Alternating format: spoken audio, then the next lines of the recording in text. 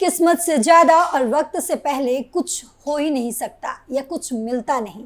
आज जिस लॉरेंस बिश्नोई के नाम के चर्चे देश से लेकर विदेशों तक हो रहे हैं, उसके पिता आईपीएस बनना चाहते थे, लेकिन नियति को कुछ और ही मंजूर था। किसी को क्या ही पता था कि एक पुलिस वाले का बेटा खूंखार अपराधी बनेगा। जी हाँ, सुनकर हैरान होने की जरूरत नहीं है, क्योंकि अभी तक तो कहानी शुरू भी नहीं हुई। आगे ऐसे धमाकेदार खुलासे करूंगी कि आपके भी होश उड़ जाएंगे। नमस्कार, कैपिटल टीवी के स्पेशल स्टोरी देख रहे हैं आप। मैं हूं आपके साथ पल्लवी सिंह।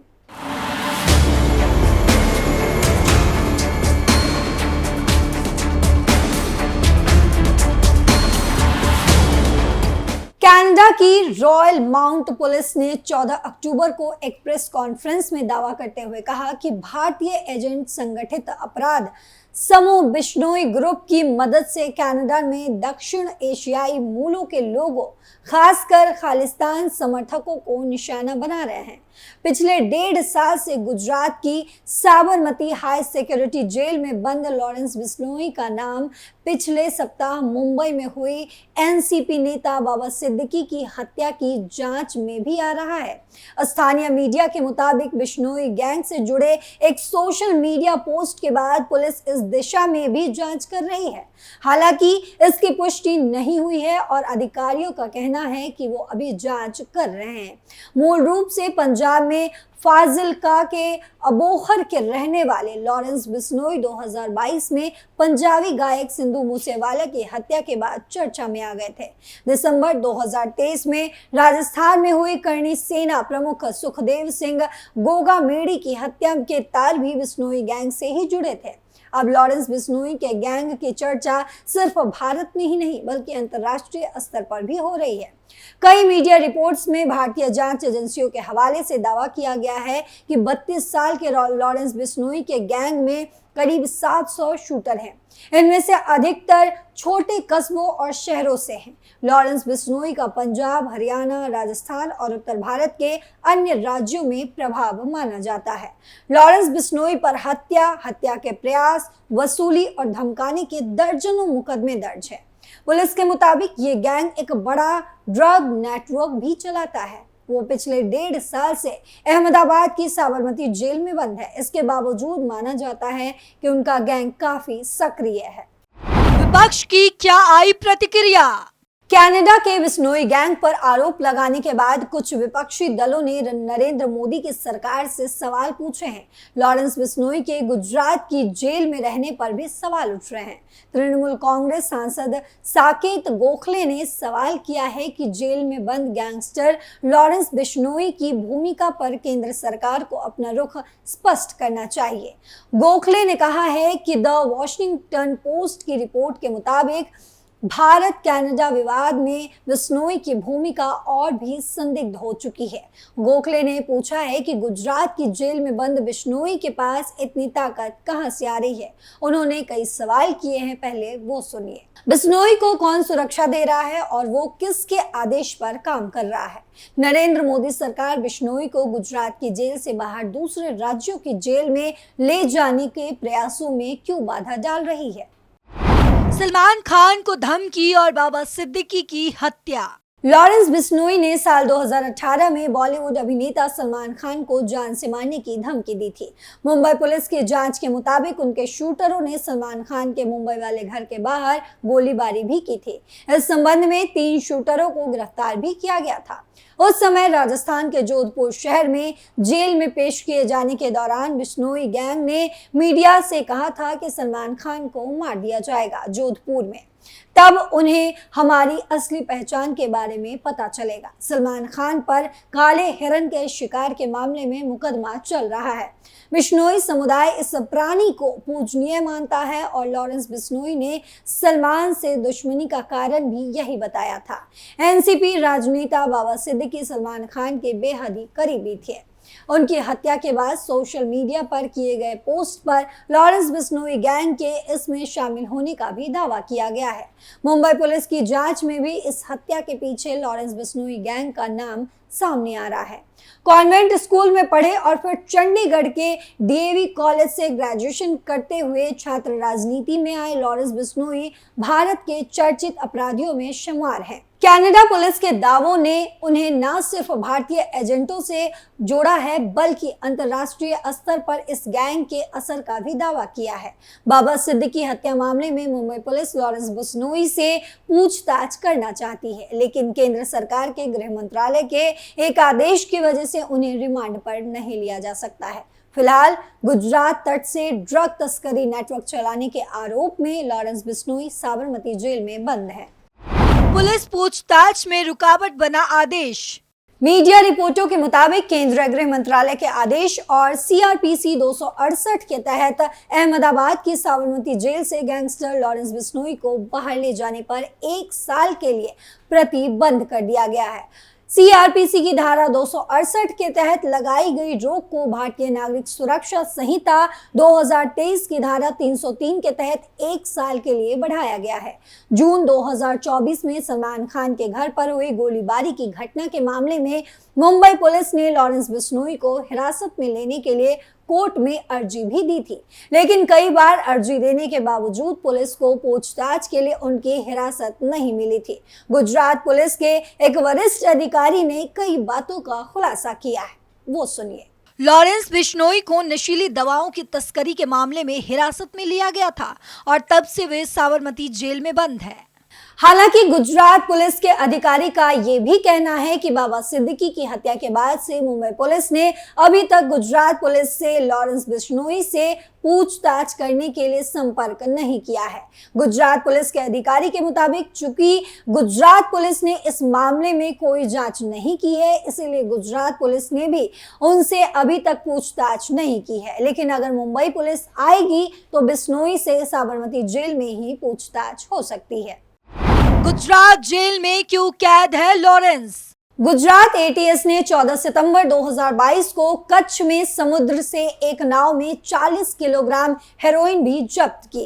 इस घटना के बाद से गुजराती मीडिया में लॉरेंस बिश्नोई का नाम ड्रग नेटवर्क से भी जोड़कर देखा जाता है। गुजरात एटीएस जब ड्रग नेटवर्क के खिलाफ कार्रवाइयां कर रही थी, तब लॉरेंस बिश्नोई पंजाब की कपूरथला जेल में बंद थे। जब बिश्नोई को 2023 में गुजरात पुलिस ने हिरासत में लिया था तो एटीएस के पुलिस अधीक्षक सुनील जोशी ने कहा था कि हमारी जानकारी के अनुसार उसने जेल में रहते हुए नशीली दवाओं की खेप की तस्करी की योजना बनाई थी। गुजरात के समुद्र से जो मादक पदार्थ पकड़ा गया वो लॉरेंस बिश्नोई के आदमियों के लिए ही आया था। सुनील जोशी ने कहा कि पुलिस ये पता लगाना चाहती है कि जेल में रहते हुए उसने ड्रग की खेप कैसे मंगवाई। किस मामले में गुजरात पुलिस ने किया गिरफ्तार? 4 सितंबर 2022 को तटरक्षक बल और गुजरात एटीएस ने एक संयुक्त अभियान में पाकिस्तान की एक नाव को पकड़ा और उसमें से 40 किलोग्राम हेरोइन जब्त की गई। पुलिस की प्रारंभिक जांच में पता चला कि हेरोइन को गुजरात के बंदरगाह से भारत में प्रवेश कराकर आगे पंजाब तक ले जाया जाना था। सुनील जोशी कहते हैं कि उस वक्त पुलिस को मिली जानकारी के आधार पर उस नाव को ट्रैक किया गया और गुजरात पुलिस को बड़ी सफलता भी हाथ लगी। नाव पर सवार 6 पाकिस्तानी नागरिक भी गिरफ्तार किए गए थे। लॉरेंस बिश्नोई के कथित तौर पर जेल के भीतर से पाकिस्तानी गैंगस्टर के साथ वीडियो कॉल करने का वीडियो भी सामने आया था। हालांकि इसकी स्वतंत्र रूप से पुष्टि नहीं हो सकी।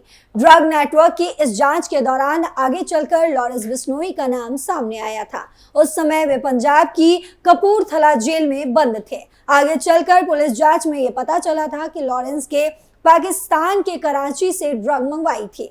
जब गुजरात में यह ड्रग पकड़ी गई थी तब मीडिया से बातचीत करते हुए तत्कालीन डीजीपी आशीष भाटिया ने कहा था कि जो ड्रग पकड़ा गया है उसका नेटवर्क अलग अलग जेलों से चल रहा था। अमृतसर, फरीदकोट और कपूरथला जेल में मौजूद कैदी इस नेटवर्क को चला रहे थे। भाटिया ने बताया था कि जेल में बंद कैदी फोन और व्हाट्सएप कॉल के जरिए इन डिलीवरी को तय करते हैं और फिर उनके आदमी पंजाब तक ड्रग को पहुंचाने का काम करते हैं। जेल के अंदर से चलती है गैंग। लॉरेंस बिश्नोई पर सबसे पहले छात्र राजनीति के दौरान हत्या के एक प्रयास के आरोप लगे थे। बिश्नोई पहली बार साल 2014 में जेल गए थे। जेल में रहते हुए बिश्नोई ने अपराध की दुनिया में कदम रखा और साल 2014 के बाद से वो अधिकतर समय जेल में ही रहे हैं। 2015 से 2017 के बीच वो पंजाब के पटियाला की जेल में रहे। 2017 में बिश्नोई को जमानत मिली थी, लेकिन कुछ दिन बाद ही उनके एक दूसरे मामले में गिरफ्तारी कर ली गई। साल 2018 से 2020 के बीच वो दिल्ली की तिहाड़ जेल में बंद थे। बाद में उन्हें 2020 से 21 में पंजाब की बठिया जेल में भेज दिया गया। 2021 में बिश्नोई को राजस्थान के अजमेर की सेंट्रल जेल में रखा गया। साल 2021 में ही संगठित और अंडरवर्ल्ड अपराधी की दुनिया से रोकने के लिए मकोका यानी कि Maharashtra control of organised crime act के एक मामले में तिहाड़ जेल में सुरक्षा की नजर से लाकर बंद कर दिया गया था। जून 2022 में बिश्नोई को पंजाब पुलिस ने सिद्धू मूसेवाले की हत्या के मामले में गिरफ्तार किया था। इस दौरान पुलिस को उनकी 14 दिन की हिरासत भी मिली थी। नवंबर 2022 में बिश्नोई कपूरथला जेल में बंद थे। बाद में उन्हें दिल्ली की तिहाड़ जेल शिफ्ट कर दिया गया था। यहीं से गुजरात पुलिस ने उन्हें हिरासत में लिया था और अहमदाबाद की साबरमती जेल में बंद किया गया। लॉरेंस बिश्नोई ने अपने आपराधिक जीवन का अधिकतर समय जेलों के अंदर ही बिताया और जेल में बंद अपराधियों के जरिए अपने नेटवर्क को मजबूत किया। जेल के बाहर गोल्डी बरार उनके सबसे करीबी गैंगस्टर माने जाते हैं, जो कनाडा में रहते हैं। अपने अपराधी जीवन के बारे में बात करते हुए एक टीवी चैनल को दिए गए साक्षात्कार में बिश्नोई ने कहा था कि मैं एक छात्र था जब मैं पहली बार जेल गया था। बाद में जेल के अंदर ही गैंगस्टर बन गया। हमारे भाइयों की हत्या कर दी गई, हमने सिर्फ प्रतिक्रिया दी है। व्यक्ति जो भी होता है वो अपने आसपास के वातावरण से ही बनता है। मार्च 2023 में कथित तौर पर जेल के भीतर दिए गए इस साक्षात्कार के बाद कई सवाल खड़े हुए थे और हाई कोर्ट ने इसके उच्च स्तरीय जांच की भी घोषणा की थी। यह सवाल उठा था कि हाई सिक्योरिटी जेल में बंद एक हाई प्रोफाइल कैदी कैसे साक्षात्कार दे सकता है। पुलिस के मुताबिक लॉरेंस बिश्नोई ने ज्यादातर आपराधिक घटनाओं को जेल के अंदर रहते ही अंजाम दिया है। बिश्नोई के खिलाफ पंजाब, दिल्ली और राजस्थान में मामले दर्ज हैं। उन पर 30 से अधिक मुकदमे दर्ज हैं, जिनमें से 19 इस समय अदालतों में विचाराधीन हैं। लॉरेंस बिश्नोई के वकील विशाल चोपड़ा ने कहा था कि मेरा मुवक्किल निर्दोष है और वो अपराधी नहीं है, लेकिन जिस बिश्नोई समाज के नाम पर लॉरेंस बिश्नोई लोगों का खून बहाता रहा है, उस बिश्नोई समाज ने ही उससे कोई वास्ता नहीं होने की बात कही है और कहा है कि वो एक अपराधी है। तो कैसे एक आईपीएस बनने वाला लड़का गैंगस्टर बन गया, ये पूरी कहानी सामने है। स्पेशल स्टोरी में फिलहाल के लिए इतना ही। बाकी खबरों के लिए देखते रहिए कैपिटल टीवी। नमस्कार।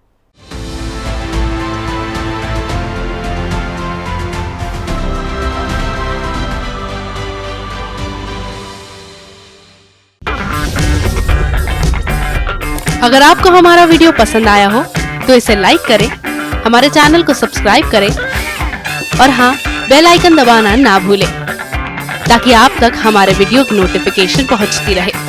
आप अपना सुझाव हमें कमेंट बॉक्स में दे सकते हैं। हमारे साथ जुड़ने के लिए शुक्रिया।